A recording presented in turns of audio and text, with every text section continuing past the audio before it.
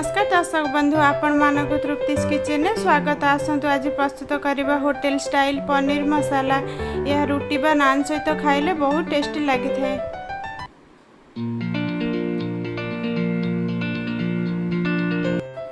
आसतु प्रस्तुत करवा मुझे किसी पनीर नहीं किसी लंका पाउडर किसी हलदी पाउडर लूण पकाई यहाँ भल से मैग्नेट करनबा।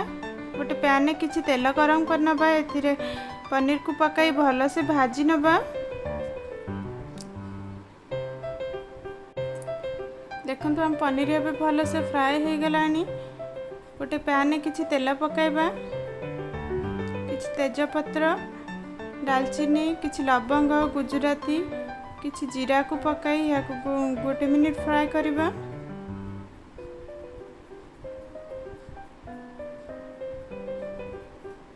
आमे काटिकी रखिथिबा पियाज को पकाइबा।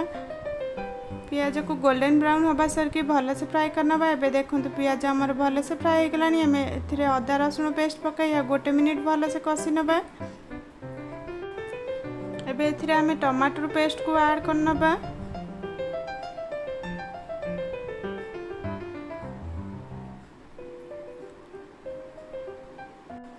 एबे एथिरे आमे किछि लंका पाउडर धनिया पाउडर किसी जीरा पाउडर किसी काश्मीरी रेड चिली पाउडर हलदी पाउडर स्वाद अनुसार लूण को पकाई यहाँ भल से कषि नबा। यहाँ 2 मिनिट भल से कषि नबा। एबे देखंतु मसला भल से कषि हो गलानी। आमे एथिरे 2 चम्मच बेसन को पकाई यहाँ भल से मिक्स कर नबा। एथिरे आमे दही 2 चम्मच पकाइबा। याको भल से कषि नबा। मसला देखंतु भल से कषि हो गलानी। एथिरे आमे किछि पानी दे देबा। याको कवर करिकिना 5 मिनिट्स कुक करनबा।